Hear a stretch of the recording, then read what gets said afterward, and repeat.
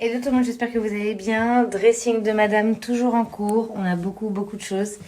Et on s'est éclaté à faire surtout les accessoires parce qu'on a des très belles chaussures et des très beaux sacs. On a redéfini un peu les espaces. Je vais vous montrer. Alors tout n'est pas fini dans les placards. Hop. En gros, voilà, on a fait tous les escarpins comme ça. Juste exceptionnel. Et là, on a mis quelques boots, d'autres escarpins. Ma cliente veut tout garder dans les boîtes. On a des pièces très fragiles de collection. Donc voilà, on les laisse telles quelles. Elle sait exactement qui est quoi. Et alors, ça, c'est des chaussures d'été qu'on va mettre ailleurs. Et on s'est éclaté aussi avec la partie sac. Je vais vous montrer. Alors pour les sacs, honnêtement, je crois que vous n'êtes pas prête. Je crois que vous n'êtes pas prête. Moi-même, je ne l'étais pas. Mais voilà, je vais vous montrer. On s'est fait que de sacs. Chaque étagère est une marque et on adore quand même cette étagère, on est d'accord. Là aussi, on a tous les Dior, tous les Hermès. Bon, là, on a fait un petit mix. Donc voilà, vraiment. Et là, pareil, on a des pièces extrêmement fragiles qui restent sous housse. Et ma cliente ne veut pas du tout qu'on les enlève. Et je la comprends bien. Donc voilà, là, le rayon Chanel. On a aussi d'autres boîtes Chanel ici, très fragiles. Enfin, d'autres sacs qui sont très fragiles, qui restent dans les boîtes. Et en fait, on a proposé ça à ma cliente et elle adhère complètement. Donc, on va lui préparer. On prépare des étiquettes. J'ai pris les photos de chaque sac qui sont dans ces boîtes et on va les coller comme ça. Un coup d'œil sur le côté et on voit quel sac on veut.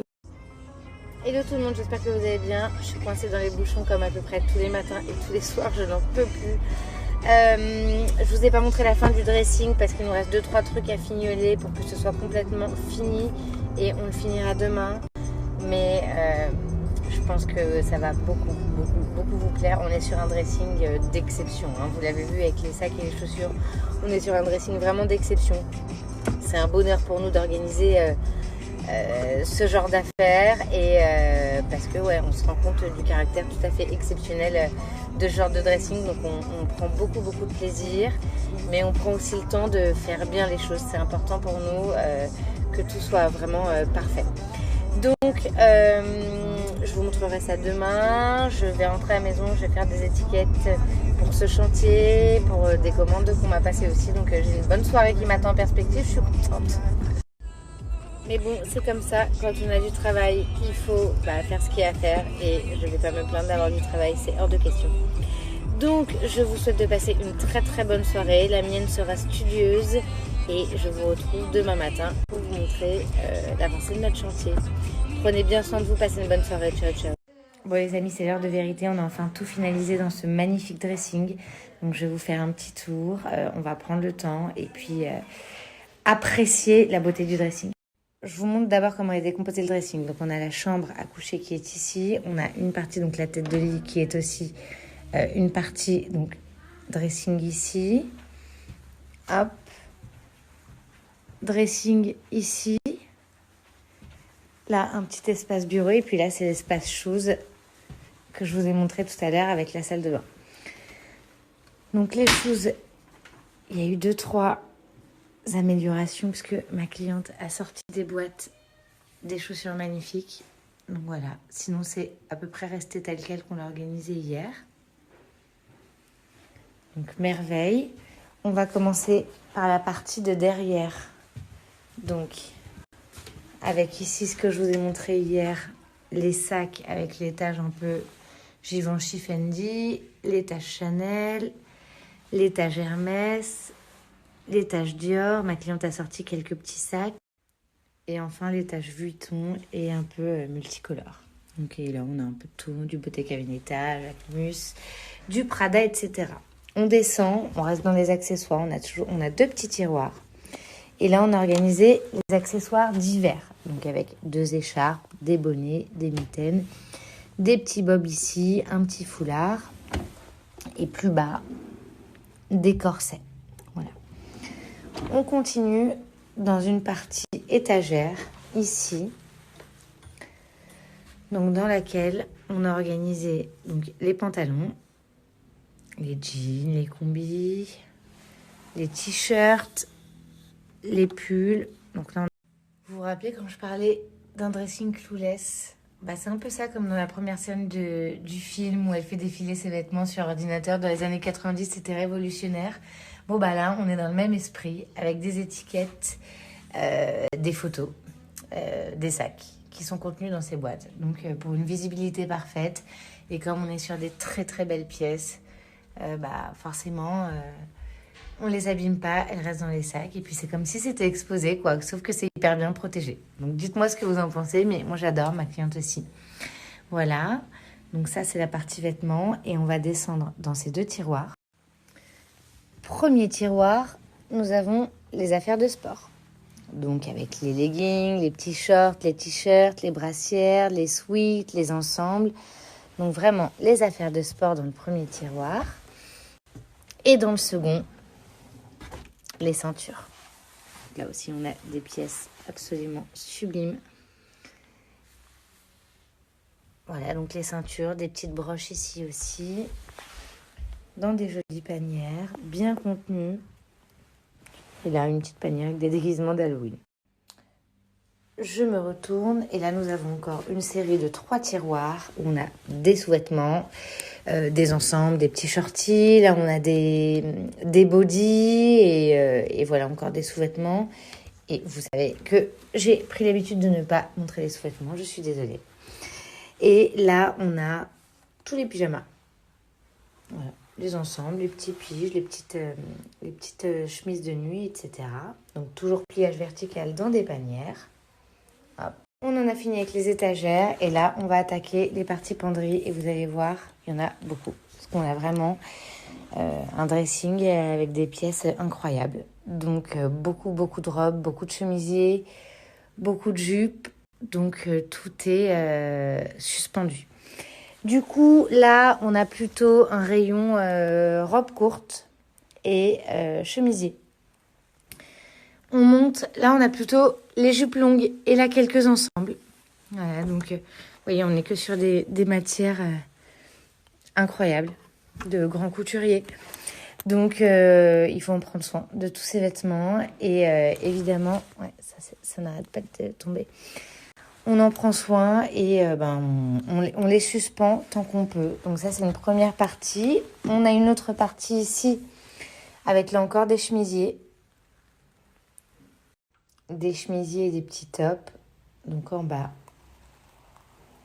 et en haut. Voilà, donc organisé par couleur, le clair et le foncé. Et là, j'ai refait le tour. On a cet immense placard, ces immenses placards, où on a que de la penderie. Que de la penderie, et là c'est très très très joli ce que l'archi a fait, c'est du tissu entre deux plaques de verre. Donc c'est un peu en transparence, mais pas complètement. C'est un travail absolument magnifique. Et je vais vous ouvrir chacune des penderies pour que vous ayez une vue d'ensemble. Et ensuite, je vais tout vous détailler. Hop. Et voilà. Donc, si je me recule, c'est rétroéclairé et ça ne gâche rien. Voilà. On a ici des fourrures et là encore des fourrures.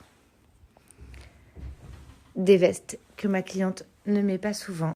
Alors je suis folle, j'avais oublié ce placard et j'avais oublié ce placard parce qu'en fait on n'est pas sur la même façade, donc du coup je les avais complètement zappés, mais non, on est vraiment sur des placards qui sont immenses.